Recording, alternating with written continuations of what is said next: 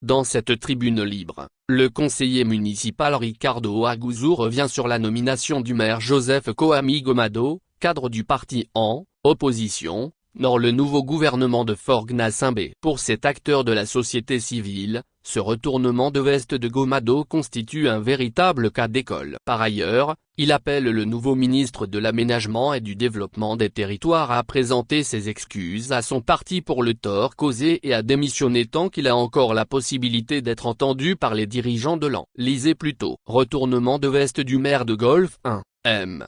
Gomado Koami, cadre du parti en un cas d'école. Chaque situation, heureuse ou malheureuse, nous enseigne des leçons de vie. Mais les êtres humains, malgré leur capacité à saisir les enseignements de la nature, restent parfois incrédules sans tirer de leçons. C'est ce qui se passe dans la scène politique togolaise depuis plus de 30 ans. Elle est encore secouée depuis quelques jours après la formation du nouveau gouvernement de transition du tout-puissant Forgnassinbé. L'élément nouveau qui fait couler beaucoup d'encre est la présence du cadre de l'an, M. Gomado Koami, maire de Golfe 1, dans le club des putschistes constitutionnels. Si la gesticulation dans la presse et les réseaux sociaux prend des allures inquiétantes et traverse nos frontières, il faut se féliciter de l'opportunité que cette situation nous offre pour un repositionnement des acteurs politiques. La tempête actuelle dans l'opposition n'est pas le fruit du hasard, c'est une accumulation d'événements qui annonce une nouvelle vision dans l'arène politique.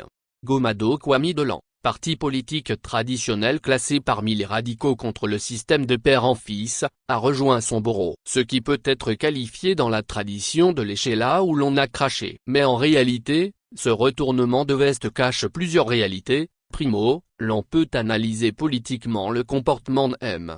Gomado comme une haute trahison, parce que ce dernier n'a pas l'onction du parti dans le nouveau gouvernement. En se basant sur la déclaration de son parti, qui dit être surpris d'entendre son nom dans le nouveau gouvernement, l'on pourrait aller plus loin et dire que c'est un coup de poignard dans le dos de toute l'opposition, puisque le contexte politique actuel au Togo est caractérisé par une division depuis le putsch constitutionnel qui consacre un règne à vie au prince. Dans ce contexte, le parti de Gomado, l'an, s'est fait remarquer par sa décision de ne pas cautionner le putsch. Il est célébré pour son refus de siéger à l'Assemblée monocolore formée après les simulacres d'élection du 29 avril 2024, entachés d'irrégularités et de fraude massive, notamment par le bourrage d'urnes. Cette position de l'an n'a pas laissé indifférents les membres du parti Allons-y. Ces derniers, tremblotant sur les médias, ont prouvé qu'ils étaient pris au piège par leur gourmandise et n'étaient pas à l'aise avec l'équation de l'an. Les tentatives de dénigrement se sont révélées sur les médias et une piste de reprise du scrutin dans la circonscription de l'an a été envisagée par des constitutionnalistes chevronnés et récompensés.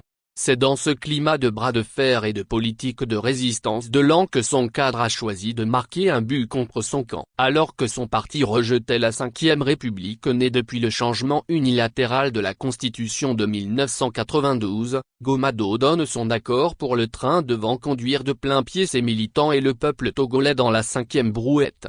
La déduction de facto et la trahison. L'on peut comprendre la douleur des premiers responsables et militants de ce parti. Comme l'affirme Vladimir Poutine, il vaut mieux être pendu pour sa loyauté que d'être récompensé pour sa trahison.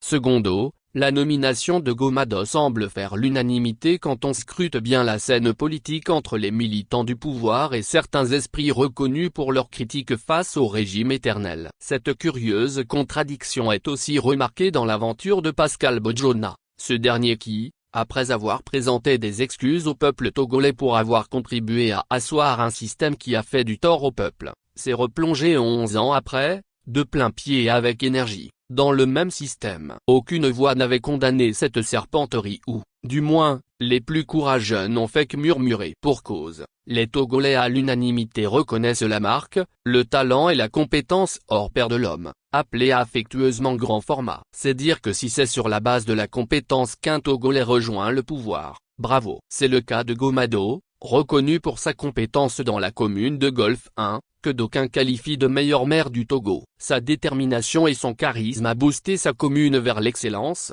avec des partenaires et des initiatives enviées par le numéro 1 des Togolais, font de lui un acteur incontournable dans la décentralisation. Pour certains Togolais, C'est pour cette raison que la sirène des eaux ne l'a pas raté dans sa tentation de goûter aux fruits défendus. Gomado n'a pas démérité, d'ailleurs son poste de ministre de l'Aménagement convient très bien avec son profil, affirment certains internautes et même certains militants de son parti.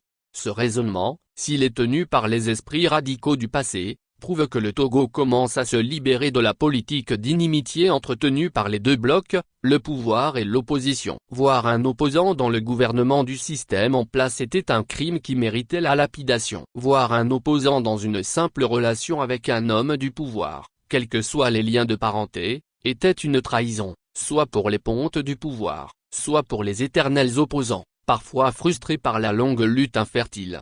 Les mêmes fils du Togo se regardent en chiens de faïence à cause du simple jeu politique. L'acte de Gomado briserait le mythe d'animosité. C'est désormais une leçon à retenir, si un compatriote a des compétences, il est libre de les mettre au service de la nation. Les opposants doivent-ils cesser de qualifier ceux qui vont au gouvernement de faire la politique du ventre? Les membres du parti présidentiel doivent-ils cesser de traiter les opposants qui entrent au gouvernement de buveurs de lait qu'ils nourrissent? En tout cas, la situation actuelle doit mettre un terme à l'ignorance entretenue depuis plus de 30 ans. Tertio, depuis la formation du gouvernement, les esprits censés condamner la trahison de M.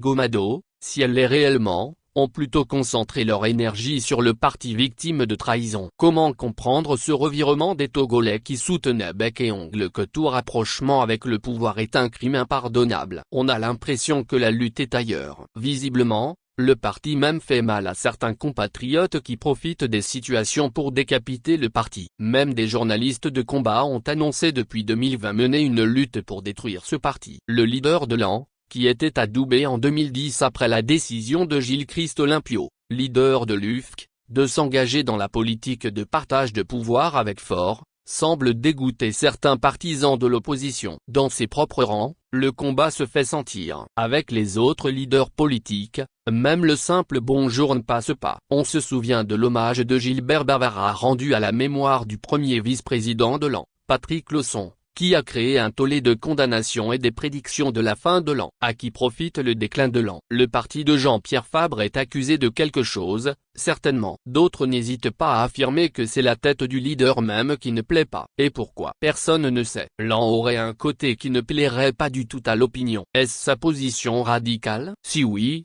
le contexte actuel et la réaction controversée des Togolais après la sanction contre Gomado doivent interpeller les responsables de ce parti sur sa ligne. Elle doit comprendre les vraies ambitions des Togolais, pour ne pas tout rejeter en termes d'opportunités politiques. Si Gomado a rejoint le camp adverse, c'est peut-être qu'il voit ses compétences s'envoler dans le néant. Mais que pourra-t-il apporter dans un système aussi verrouillé? La question reste posée. Il revient au régime de cesser d'obstruer les talents pour ne pas donner raison à ses adversaires qui n'osent pas s'aventurer à mettre leurs compétences au service de la nation. Quarto, la situation actuelle s'envenime avec l'engagement des internautes à faire disparaître les partis politiques de l'opposition traditionnelle. Pour certains Togolais, ces partis ont échoué et les leaders doivent céder leur place à la nouvelle génération. Cet appel, qui résonne dans toutes les formations politiques, serait le fruit de la frustration des militants face aux mauvais choix opérés par leurs dirigeants. Aussi, le désespoir de devenir des opposants carriéristes démange les esprits face à l'égoïsme des premiers responsables. Ces choix doivent être analysés et corrigés pour envisager une nouvelle dynamique. Dans les conditions actuelles, la disparition des leaders n'est pas la panacée. Il faut repenser la lutte, comme le dit un adage. Pour briller, on n'a pas besoin d'éteindre les autres. Les responsables de l'AN ont l'obligation, dans ce cafouillage, d'interdire la défense de leurs militants sur les réseaux sociaux pour faire une introspection et se réévaluer afin de prendre de nouveaux engagements. Les leçons à tirer de cette situation sont très riches. Mais les acteurs politiques doivent avoir le sens du sacrifice et de l'honnêteté. Une ligne politique est à défendre et, quand on ne la supporte plus, il faut avoir le courage de se retirer pour une nouvelle aventure. M. Gomado aurait dû démissionner de son parti avant de s'engager avec ce gouvernement. Ainsi, le débat ne se poserait pas. Il serait mieux compris dans un autre contexte. A-t-il choisi de porter un coup dur à la politique de radicalité de son parti? Personne ne peut répondre. Connaissant les qualités de l'homme, une telle option ne serait pas envisageable. Tout homme est faillible. Seuls les esprits forts reconnaissent leur erreur. Quoi qu'on dise, M. Gomado a le devoir de présenter ses excuses à sa formation politique pour le tort causé et de signer sa démission pendant qu'il a encore la chance d'être écouté par les premiers responsables du parti. La loi du karma existe, il ne faut pas nier ses origines. L'an aura besoin de Gomado, et Gomado aura besoin de l'an. Il a le mérite d'avoir alimenté le débat sur le repositionnement des acteurs.